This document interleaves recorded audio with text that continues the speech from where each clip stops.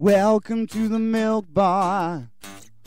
Welcome to the milk bar. Welcome to the milk bar. Welcome to the milk bar. Welcome to the milk bar. Welcome along to episode 704 of The Milk Bar. Jason Forrest here with you as ever, and coming up on the show this week, we'll be chatting with Mike Darbo of Manfred Mann, all about the sensational 60s experience. It's the Grand Theatre in May, and now's your time to get tickets. That will make a great Christmas gift. We'll be talking to Treedom as well. They've got some great Christmas gifts on offer, and you can also find out about how we're eating less meat this Christmas and being a little bit more environmentally friendly. Jay Quickenden is along to help us through these difficult times at Christmas and talking about how grief can really hit people hard at this time of year. We'll be finding out about mushrooms from Mama's Mushroom Cottage and how tinctures can help improve your health. On top of that, we'll be finding out from the team at More Than about some of the dangers of the festive foods we have around our homes, which could cause a problem for our pets. And Neil Curtis will be along to let us know about his advent calendar for 2022. That's all on the way on the show this week.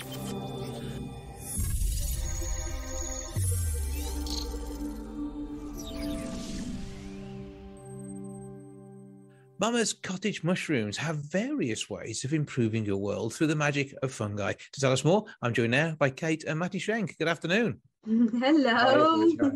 Now, I bumped into you at a Christmas fair and saw some amazing stuff and some interesting tales to tell. So first of all, give us a bit of background as to how you came to the world of mushrooms. So the business has only been going for a year, but Matty and I have a background of working with fungi and plant medicine for quite some time. So it all started off really when we grew our own lion's mane. We grew it fresh and we shared it within the community, and it got sold out within 24 hours. And then we had an excess of fresh lion's mane, which is amazing for the brain. And we turned it into a tincture. So it was mainly to help Matty's dad to begin with. Yeah, my dad was getting a little forgetful, repeating himself. So it was, time to help him. And then just lion's mane appeared in our lives. The universe sent it to us to help him. Yeah, and I mean, there are huge numbers of products that grow out there in the wild that either have been over the years used to help in medicine or then get turned into drugs that get used by pharmaceuticals. So this is nothing unusual there. And we all know that willow root used to be the way to cure a headache until we got that little bit out of it, the acid that is the aspirin. And then that turned into a world-renowned painkiller. So, it is all sorts of things like this. So mushrooms themselves, though, obviously, if we talk about mushrooms, we often get to the magic variety. But this isn't where we're going here, is it? That's not the work that you do.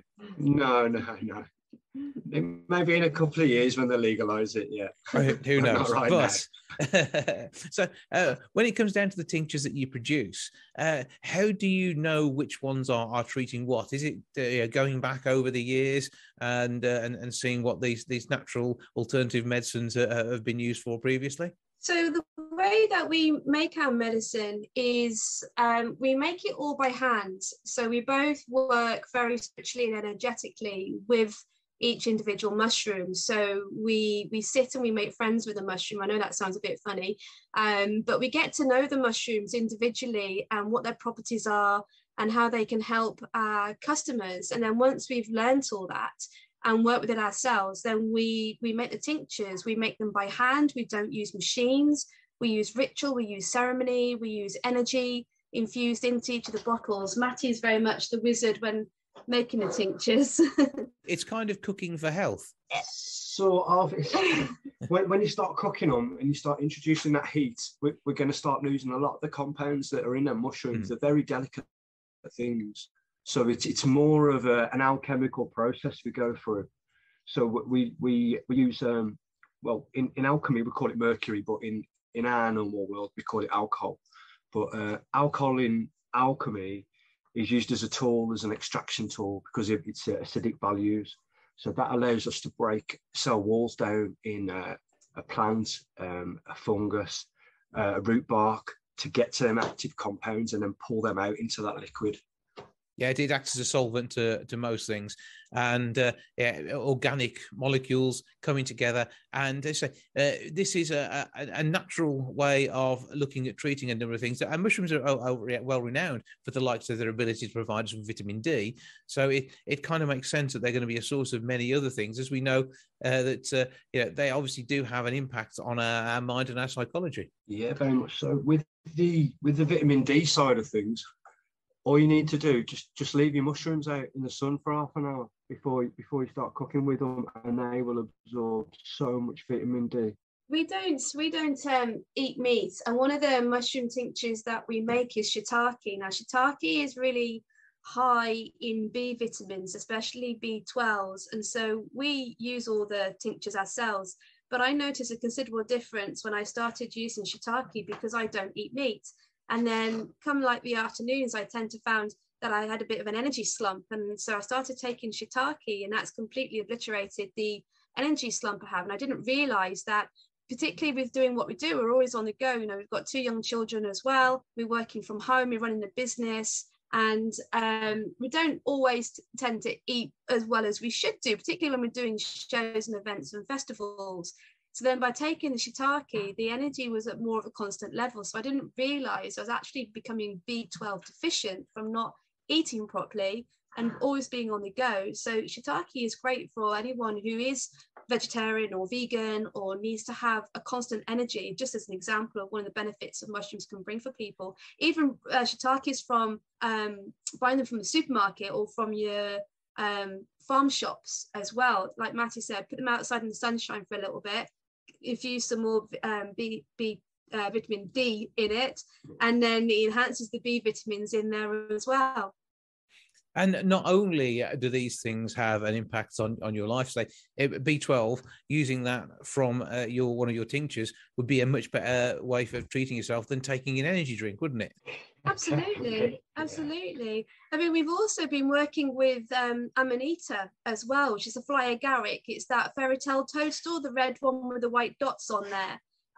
We've just come to the end of the season. I don't like it when it gets frosty and wet, but it's an amazing painkiller. We've had a lot of customers who've been in a lot of pain, and to use it topically to put onto the skin, it's relieving a lot of pain for people. So again, you're going down the natural route rather than using paracetamol or aspirin or whatever, over-the-counter tablets you can buy. By using Amanita to put onto your skin topically is going to reduce the pain quite considerably. And you're not going to build a tolerance up to it like opioids. But equally, all of this, you need to know exactly what you're doing. So this is where the research and the work that you've done comes in. Because normally brightly coloured mushrooms are to be avoided. It is, it's using common sense. There's been a lot of fear factors. I mean, we've experienced people physically move away from our stall. I mean, you saw our stall, and people have, when they realise what it is that we do, have physically moved away because there's still that fear attached to mushrooms.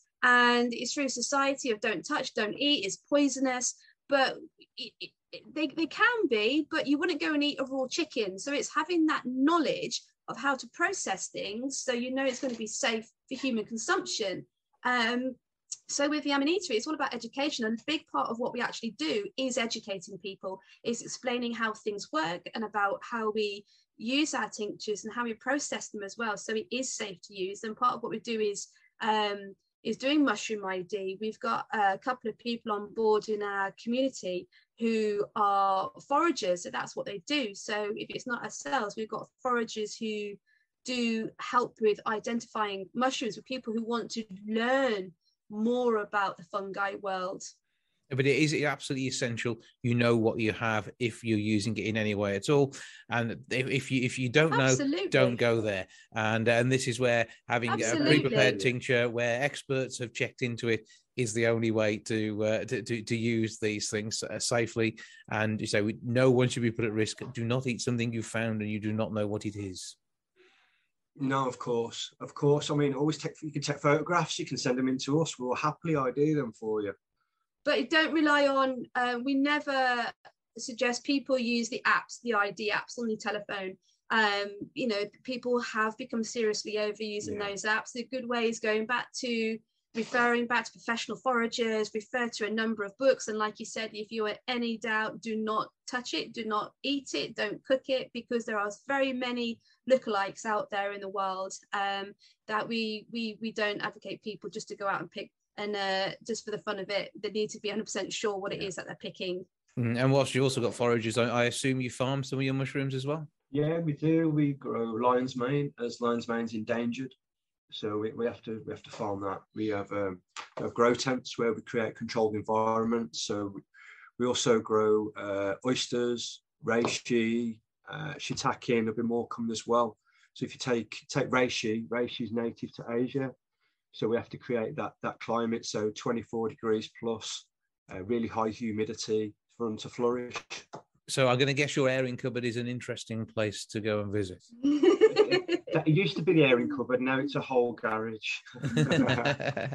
Well, obviously, you guys working out of Church Stretton, you're an amazing local company doing some absolutely brilliant things. So where can we go to find out more about what you do? And of course, how, if you are looking at mushrooms as an addition to your diet, whether it's for your B12s or looking at some of their other properties, which you're extolling the virtues of, where can we go to? The main thing is to go to our website, which is www.mummerscottagemushrooms.org. We are over social media as well, but the website is the first place to go to. We also have a great community over in the Telegram group as well. It's very interactive. We've got some amazing people in there who share their experiences, share their knowledge as well. It's a lovely place to communicate in there as well. But the first port of call would definitely be the website. We've got loads of information on there. You can contact us through email through there as well. So mummerscottagemushrooms.org, MAMAS cottagemushrooms.org, and you can have a chat with Matty and Kate and see what it is they're up to, and find out what a tincture is if that's something you've never heard of before too. Have a brilliant Christmas both, and look forward to speaking to you in the new year. Thank you, my very friends. much. Take care.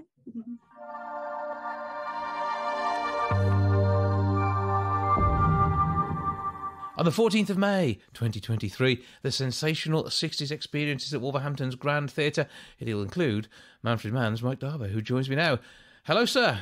Hello, dear Jason. How nice to speak with you. Oh. Do you know, we're talking about something that is several months away, so I hope we all survive and get through this horrid cold winter and are fit and fancied by the time the 14th of May comes. Fingers crossed. And it would be a shame not to get there in all its glory, because it's going to be an amazing night of music once more, isn't it? It should be amazing. If you look at the lineup and the hits that we've manufactured between us, it's going to be a good night out. You're absolutely right, because I've got my diary, I've got my December 22 diary, and I've got my 2023 diary in front of me. By the time we get to Wolverhampton Grand Theatre on the 14th of May, we will have been on the road since the 11th of March. Now, I know that's still many months off, depending on when you decide to run this little piece, but yeah, I'll tell you what, I started joining Manfred Mann in 1966, and my predecessor was a very well-known singer, a bit of a blues man, who for 32 years fronted BBC Radio 2's blues program, Paul Jones. So that was the big turning point in my life, and I remember it very well to this day, because I was in a little-known band. We're probably not going to make it as a band, but I knew I had some musical potential in me. I had a lot of drive. I was in love with the music business, especially the Beatles. This was about 1965, maybe even early 66, I can't remember. And we were doing a television show promoting our new record, which was a song I'd written. And I was not the lead singer, I was the keyboard player, but on this occasion the band said, Mike, you sing this song pretty well, it's your song, you better sing it.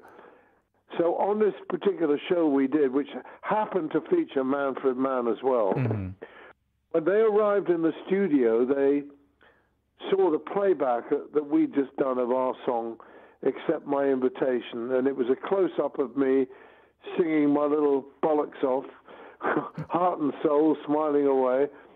And I didn't know it, but Paul Jones had given in his notice and said he wanted a solo career. So they were on the lookout for the new lead singer, and they all nudged one another. Apparently, I didn't know this.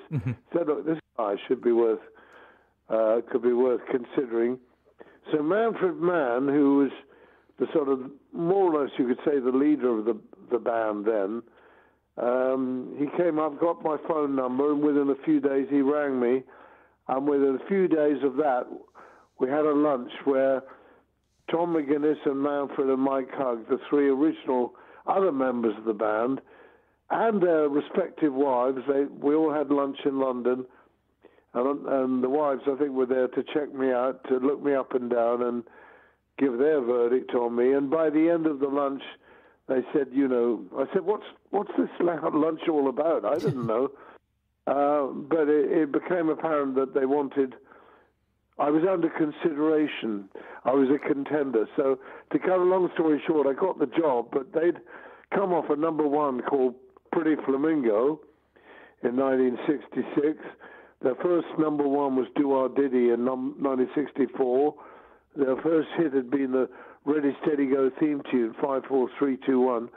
And suddenly I was in the limelight from nowhere, you could say, and we had 7 top 10 hits after that, which meant that I was doing my job, not always singing the songs I wanted to sing, but my job was to keep them in the charts, and I suppose we did that. So all these years later, here we are in 2022 or so, and we're all rocking on a bit, but I'm still a member of a group that we now call the Manfreds, with Paul Jones and myself. We do that.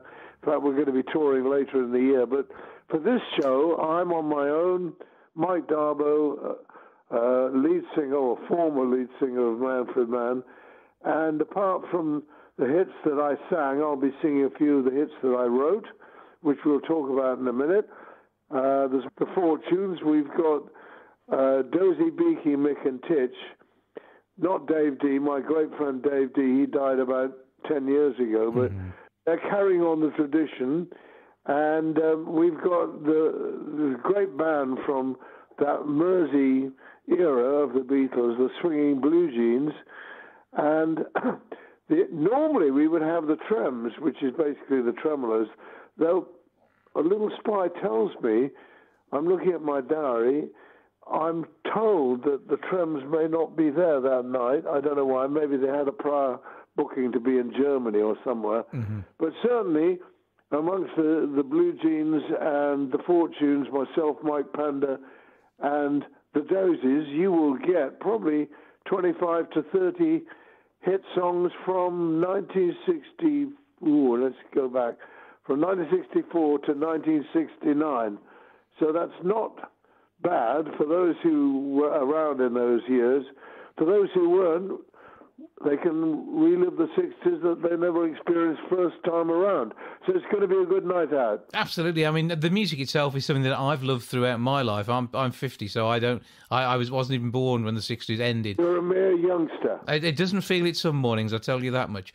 But it is a great, great sound. And, I mean, the basis of all pop, rock, indie rock, everything else to this day. Actually, you're right. But I'll tell you another thing that I forgot to mention, Vanity Fair. Now, they'll be my backing band. They've had hits in the late 60s. Well, certainly 2 or 3. Though suddenly I can't actually say the names. Oh, Hitching a Ride. That was a good one. Hitching a Ride. When it's early in the morning, very, very early without warning. So they'll be backing me and playing all the hits, obviously, as authentically as we can. And it was a golden era because it was a simple technological age. We'd only recorded our stuff on 4-track. It's a different world today. There's much more diverse choices in the media, and it's now social media. Back then, we only had 2, I think, or maybe 3 TV channels, and it was a simpler world, but we believed in love, peace, and hope, and unfortunately, that dream died mid-70s, but and it's a very sad world we live in now compared with the world I remember growing up. But we will put some joy into everyone's hearts that night, I can tell you. Well, I know it's going to be an awesome night. The Sensational 60s experience always wows. The fact the lineup changes a little bit each time round as well keeps it different for absolutely everyone who just keeps coming back. Amazing music, brilliant hits, and a fantastic night at the Grand. grandtheatre.co.uk to get your tickets. 01902 429212, the box office number. They would make a fantastic Christmas gift, I can tell you that much. But it's going to be a great night of music. And have you got one favourite song from the Manfred days that you'll be sharing? Well, I actually haven't so far mentioned my songs. Obviously, the Manfred hits, I'll do at least 4 or 5 of them, but I'll sing my 2 hits that I wrote, Handbags and Glad Rags. I'll play the piano and sing that, as I did on the original Rod Stewart recording. And, of course, more recently, the Stereophonics revived that. Bless him. And Kelly Jones told me that he bought a Rod Stewart album and never got beyond track 1, which was Handbags and Glad Rags, which I produced as Rod Stewart's producer back in 1968 or 69, I forget which. And the other song I'll do, which was a #1 hit around the world, which I wrote, was a song called Build Me Up Buttercup. The Foundations recorded that, and I played on that and sang on the backing vocals. That was, again, 1969. So you get 2 hits of Darbo. You get the Manfred Mann hits and the Darbo-inspired hits and that will be my show, probably 7 or 8 songs, and then I'll hand over to somebody else and hope to be around.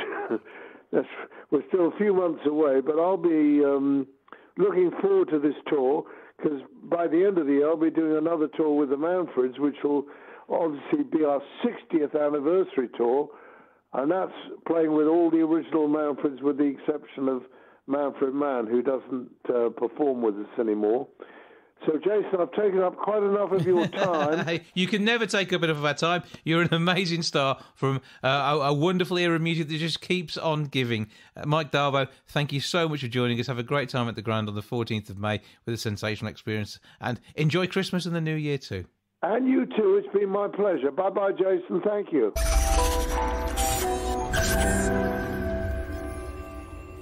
Grief has this habit of sneaking up on all of us at many times of year, but Christmas is even more difficult. To tell us more, I'm joined now by Michelle Monaghan of the Co-op, one of their funeral director team, and Jake Quickenden, who has lost 2 members of his family in his young years and suffers each year due to the scenario around Christmas and that time of loss. Good afternoon to you both. Hey, mate, you okay? First of all, Jake, I know it's been probably, 12 years since I think you'd lost your dad, and a few years after that, you lost your brother, both to bone cancer. And the shock of losing someone like that, in particular, when it was unexpected, will have been absolute hell for the whole family. And this is something which doesn't go away, isn't it? Yeah, I think grief's such a weird emotion because, like you said, it can creep up at any moment. A conversation with somebody can bring back a memory that then makes you feel sometimes upset, but sometimes happy. My grief in the kind of 13 years has changed a lot. I think for the first few years, it was always sadness that I felt. And I had to kind of find a way to deal with that. And whether it was talking to friends or family or going to a charity to kind of get that support. But now when I look back and I talk about my dad and my brother, I often find myself smiling. I have my down days, like everybody who's been through grief. They'll know that these down days often come without any hesitation, and they can come out of the blue. But I do find myself now, when I look back on my dad and my brother, I find myself smiling a lot, and I find myself remembering really happy moments. And by me sharing my story with people and letting them know that grief can affect you in many ways, I'm hoping that it'll just start a conversation. And the more we talk about our feelings and our emotions, the easier they are to process. Mm-hmm. And that's kind of what I want to do today, to let people know that there is help out there. Yeah, I mean, Michelle, obviously, when somebody goes through a period of grief, it's the point at which the calls from friends and family stop coming to check on you, that actually it can start to bite more and change its own way. And I mean, I've talked about with my listeners the fact that I lost my mom back in October of this year, and that was just under 12 months since I'd lost my dad. So this is my first Christmas without either of them, and it's not an easy time. It's not, and my sincere thoughts are with you over Christmas. It is difficult, and when it is a time that people are getting together, I think that loss can become even more prominent to you because they're not sat at the table on Christmas Day and things like that. But there are things that you can do to, remember your loved one in a way. So light a candle, have a moment of reflection.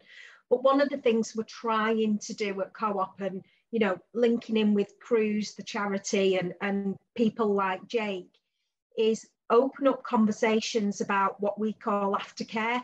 And that's really being there for people after the day of the funeral. So as you said, in the immediate time, quite often people get phone calls, they'll get cards, they'll know those thoughts are there.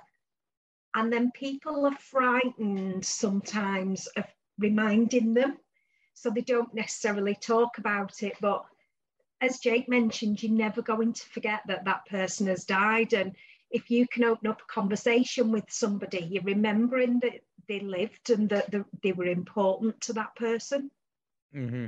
And it's through that remembering and those times that you've had and looking back on those Christmases, which were joyous times with them, that can make the difference. And Jake, I mean, you talked about the period over time which this has changed. It's those lost chances as well and those missed Christmases. And I suppose always thinking back how they would have felt about the success that someone like yourself has had. Yeah, I've had my moments where I've sat and cried because it makes me emotional just thinking about it now. Thinking that my dad never really got to see me do any of those amazing things that I've done, and my little brother never had that time to take the mick out of me for maybe doing the X Factor and getting voted out so soon and stuff like that. And they're the memories that they do fill me with a bit of sadness. But I also think, everything I'm doing now, I'm doing for them. And every kind of new memory I make, in a way, I feel like they can still see it and they can still be involved in that memory. And now I've got my own family. You can be so happy in your own self, and then all of a sudden you can be full of emotion that you can't share these memories anymore with the people that are closest to you. Yeah, difficult times. And something like the national grief that we've seen following the passing of Her Majesty the Queen this year. Michelle, I assume that this is something which has also been part of the time that people are grieving over their own families, and something that the Co-op and the charity will have also picked up on too. It is. I mean, part of our research, we actually found out that 37% of people who were grieving found some form of comfort in grieving as a nation for the Queen. And I think that was even more poignant because it's all in our very short memory about how she grieved in a very solitary way for her husband. So people who had gone through that themselves in the pandemic completely could relate to what the Queen went through when Prince Philip passed away. And then for her to die, it was like that final, I suppose it was a final act of selflessness, really, that the nation then pulled together and mourned. And Jake, again, I know that you've spoken at length on this on a podcast in recent times, and through what you've been through, you've tried so much to help others. So where can we go to, first of all, hear more of your story than when you've spoken to Colleen Nolan? That's it's on a podcast called Let's Talk About Grief, and that is available on YouTube or on Spotify if you just type that in, and you can go listen to that. And hopefully my story can help one person, then I've done my job. And Michelle, obviously, you talked about the aftercare that Co-op offer, and this is all part of the work that you do when you're helping a family say goodbye to a loved one. Where can we go for more on that, and also the work that you're doing in partnership with the charity you're working with? Yeah, it is part of what we do with families that we help to look after at time of death. But I do want to make it clear as well, anyone can access the resources. You don't have to have had a Co-op funeral. and it's completely free of charge. But it's on coop.co.uk/bereavement help. And then if you want more help with integrating into the community, because maybe that's been difficult following a bereavement, there is also co-operate.co.uk, which is like an online community centre that Co-op have pulled together. Well, thank you both for your time today, and with having this resource out there to help people through what will be for many such a difficult Christmas period, I know will be an absolute massive help to them. Thank you both for joining us. Thanks, Jason. Have a good Christmas, buddy. Take care.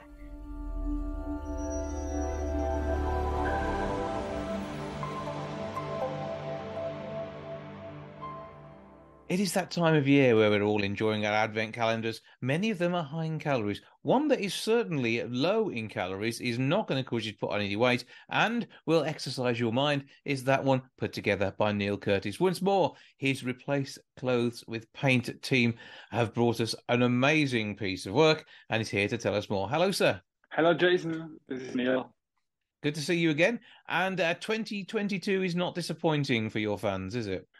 Yes. Well, 2022 was a year which brought a lot of changes and a lot of different approaches to things. In 2021, I wanted to work as much as possible, and there was Corona, and I thought, more sessions, more people, and so on. And then in 2022, the war in Ukraine started, and for me as a liberal, open-minded person, it was a very big shock, because I thought Corona is over, or kind of over, and now we can focus on new things. And at some point, I got really in a mood where I didn't want to do painting sessions, and where I didn't want to make funny things or something like that. Mm-hmm. And I decided for myself that I want to work with blue and yellow, the colors of Ukraine. And I also released that video called "The Guy from Odessa," and that was for me a very important turning point. And then this goes into the Advent calendar this year, where it is something which normally only your patrons will see. So if somebody who has subscribed would normally get to see the whole of the video. Each year, you've been giving us something which is a flavour of what you do, and the patrons can see all of. And this is, I think, a chance really to explore your art in a different way, and doing it in bite-sized pieces over the course of the 24 days of the run to Christmas. That is a whole different experience to actually seeing it in a 10-minute short form video.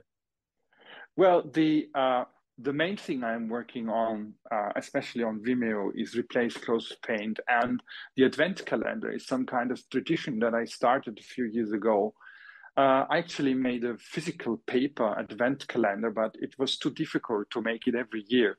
And so I said, what could be some kind of treat for my fans? And the advent calendar was my way of showing my work from a totally different point. And, when I was a child, or, when you were a child, I'm sure you liked advent calendar, you counted until 24. And I wanted to do it the same way. So I chopped a very cool session into 24 pieces. And every day there's a window that opens, or a new video part that is released. And I asked my fans, or the people who want to participate, to retweet the calendar week. And actually, the person who makes the most retweets will get a picture from me with autograph. And something a money can't buy type thing. It's not something that's available out there. And so this is, again, another way of exploring your art with a unique piece. So where do people go to find this year's Advent calendar? Yes, the Advent calendar can be found on neilcurtis.com, to my website, neilcurtis.com. And you'll find links to all the calendar, the released calendar days. Yeah, we still have some days to go. And I'm just there. And then you find links to the Twitter account as well. So you can check those details through. Enjoy the Advent calendar. I must say, it is not safe for work and not for the prudes in this world, is it?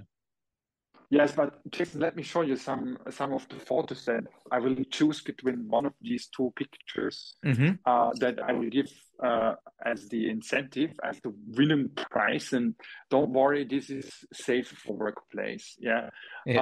It's the same guy, and it looks like he's catching a light here as my.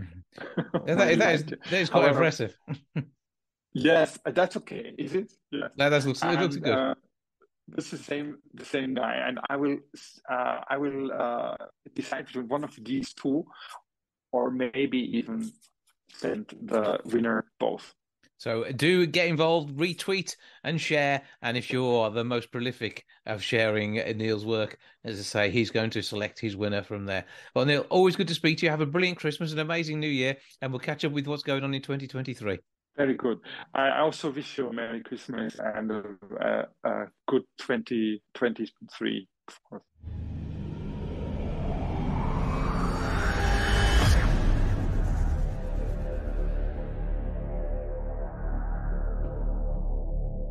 Data from More Than Insurance tells us that dog poisonings go up 80% over the Christmas period. Somebody who can help us know what we can and can't give to our dogs when it comes to festive treats is vet Luke Manfred. Good afternoon, sir. Good afternoon. Thank you for having me. Well, good to talk to you. And it is obviously a worry over Christmas because there's lots of different things around our homes which can cause problems to our pets, mince pies in particular when it comes down to dogs. Give us a bit of the background to what can cause issues at Christmas. So exactly as you said, actually, mince pies are one of the big ones. And it's the Christmas period seems to be, coincidentally, the foods that we make seem to be the ones that contain the ingredients that are some of the more toxic to our dogs, unfortunately. And they're around in abundance. And mince pies, Christmas puddings, any fruit desserts that you have around Christmas will often contain raisins. And it's quite a severe one because raisins can cause very sudden and very severe kidney failure in dogs. And there's no correlation to the number of raisins that they have to have ingested for that. It can be 1 for some dogs. It can be 100 for another. There's just no way to know. And then there's things like stuffing, which you wouldn't necessarily think about, but stuffing contains onions. Gravy as well can contain onions or onion extract. And that can cause problems with the red blood cells of dogs where it causes them to break, and therefore that causes real issues with anemia. And then, of course, one of the items that's around in complete abundance at Christmas is chocolate. Chocolate is everywhere. Yeah, we hang it from trees at Christmas, and that can be very, very tempting. Yes, exactly. Like, you've even got it hanging off the tree. So the thing is with chocolate is it varies. Dark chocolate is the more severe, and then milk chocolate, and then white chocolate the least. But white chocolate poses its own problems in the sense that it's very high in sugar and fats, which can cause gastrointestinal problems for dogs in itself, and even in some dogs can stimulate pancreatitis episodes. So things like that. And then you've also got food items where they're not necessarily toxic to dogs, but they can cause problems in themselves. So an example would be bones. There's a lot of meat around. We like to give our dogs cooked bones, but they can break, they can choke on them. And if they break in the intestines, they can end up in emergency surgery at Christmas time as well. So a lot to consider. Yeah, and that's the last thing you want. And particularly when it comes to poultry, because obviously the bones in that are much smaller. Gnawing on the bone off the beef or lamb may be less of an issue, but still a concern. But when it comes down to turkey, you need to watch what you're doing. So if you are giving the dogs a treat, make sure it's the bits that you're going to enjoy most as well. And it's the best cuts of the meat without any bones in, so they don't have problems. Absolutely, absolutely. So obviously more than helping people with pet insurance. And when it comes to looking after your pets, these sort of unexpected costs can be huge. So it is vitally important that you are looking after your pet and getting them covered by their insurance the same way as we're covered by the NHS. Yes, exactly. And pet care is private for all animals. So it is a cost that you incur for yourself. So it's important to really consider making sure you get the right cover for your pet, one that works for you, one that's affordable. Obviously, we're talking about a cost of living crisis at the moment as well. So you need to think about what is, pardon me, what is best for you and your pet at the time.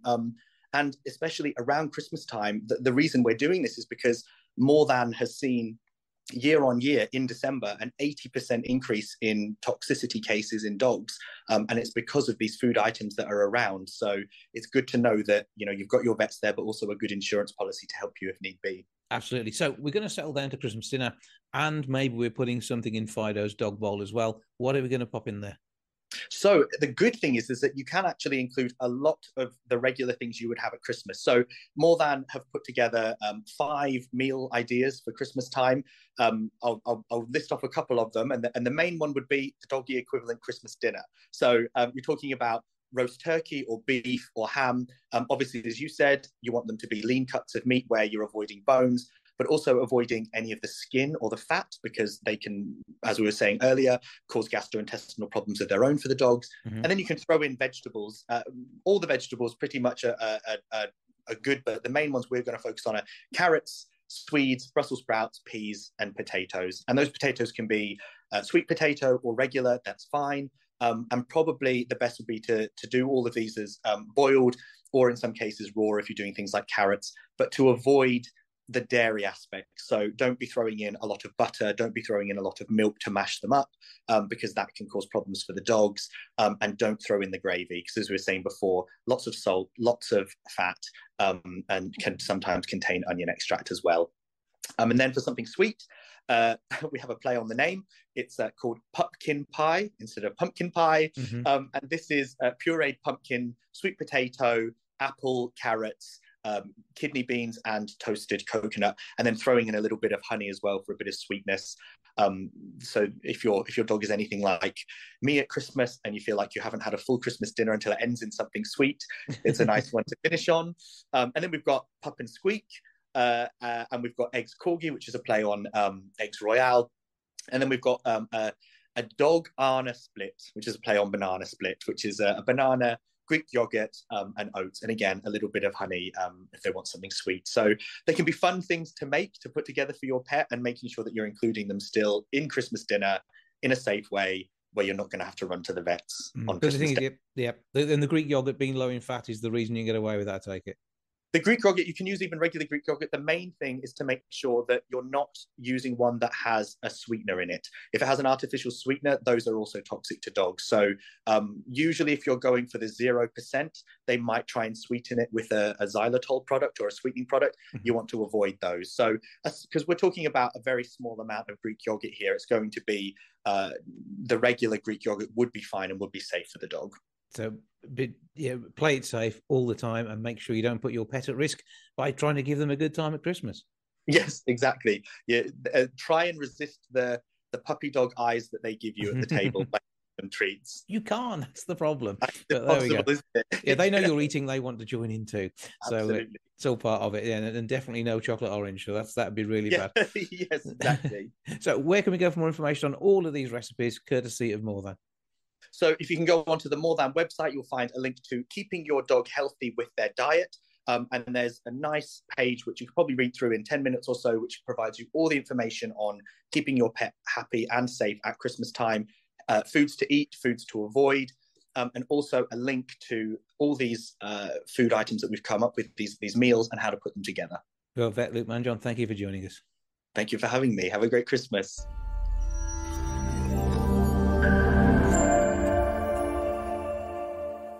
Around 43% of us will be having a more environmentally friendly Christmas this year, and 1 in 5 will be ditching meat for their Christmas dinner. To tell us more, I'm joined now by Anna Weston of Treedom. Hello to you. Hello. How's it all going then, and how are your preparations for Christmas coming along?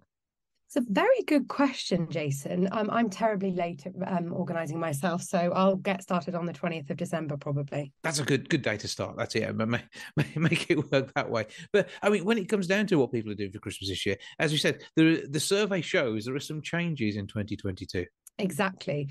So I think the main change we're seeing, as a business, we obviously work in the environmental world. So we get lots of people who talk about the progress they're making and changes they're making in various areas of their life.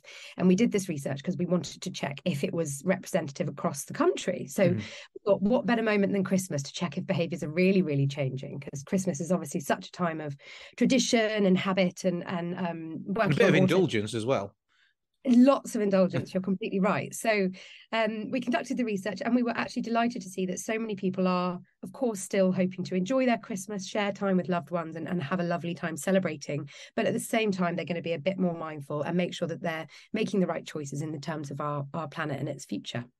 Yeah, so being a time when we normally eat a lot of meat, there's normally meat in everything if you look at it at the Christmas table. The only thing that hasn't got it in is mince pies, and they sound like they've got it in even so. But, it is a time where we do tend to indulge that way. Better for us if we don't, but a lot better for the planet too, as obviously, if we suddenly step up what we're doing, it's going to have a massive drain. Now, obviously, most of that has gone into production already, but the industry knows what we're doing this year too, and so it's probably eased off too. Definitely. And I think you see that when you wander around the supermarkets. There are different types of vegetarian options, they call them the not turkey crown and the non-pigs in blankets and all. See it in the other things. So there's different presents available. You see lots of lists about the most eco-friendly gifts you can buy and reusing wrapping paper and perhaps purchasing recyclable decorations as opposed to other ones. We see lots of people at this time of year planting trees with us. So we know that it is behaviour across lots of consumers, not just in the supermarkets, but in the gifts that they buy as well. Absolutely. And we were using a load of gift boxes we bought a few years ago this year rather than using wrapping paper, because you buy it once, you reuse it, no cost then, is there? Absolutely perfect. It's a really good point, actually. It's a really good way to also keep costs down. So often doing something that might cost a little bit less is also what's better for the planet. So hopefully it can achieve both things for people this year. Yeah, and as people are looking at giving a gift, I mean, many of them don't want to think, oh, hang on, I've got to go and choose something for so-and-so. A brilliant way of doing it is the range that is available through Treedom and the chance to put out there a tree onto the planet that is in your name or that of a loved one, and you can watch it grow on the internet. Exactly. So trees, as we all know, do what's expected of them in terms of drawing carbon down from the atmosphere. But actually, the way that Treedom plants its trees, they support the communities that we work with. So we provide education to those people who become the caretakers of the trees. The trees will bear fruit that will, sustain families year in, year out. So we hope that these aren't just gifts to be gifted to loved ones on Christmas, but actually they'll be giving back to communities across the world as well. Yeah, it is a gift for everybody, and it does a massive bit for the environment. Is it the baobab tree that's the biggest when it comes to drawing in carbon? Absolutely, the baobab tree, yes, a huge amount of carbon because they are truly gigantic. We plant lots of those in Madagascar, so they're one of the biggest, best trees you could purchase. Yeah, and if you're going to put trees anywhere, Madagascar is the place to do it, to refuel the planet after the deforestation has gone on. Yeah, one of many, exactly. It's, I read a stat the other day that 95% of all carbon is actually drawn down from tropical climates. So that's where we plant, and we know that we can have the best impact to make sure trees are growing as fast as possible and helping our planet as quickly as we need. And the trees get nice weather as well, which is also good. I know, lucky for some. So if somebody's looking for a different Christmas gift this year and they're already forgoing the turkey, what can they do to forgo the plastic and put some carbon back into the right place rather than into the atmosphere? Absolutely. So by purchasing a tree, as I said, not only are you supporting those communities, but you get to watch your tree grow. Although you're doing something good for the planet in another part of the world, you're also able to give something to a loved one and show them the tree that could be planted in their name that they can follow. So we're bringing that impact close to home. So just look for Treedom and away you go. Treedom.net, and you can shop across our range of species, including the baobab. Yeah, Anna Weston from Treedom. Thank you for joining us. Have a brilliant Christmas, and may it contain the food that you're looking for, but also a load of great new trees across the planet. Thank you, Jason.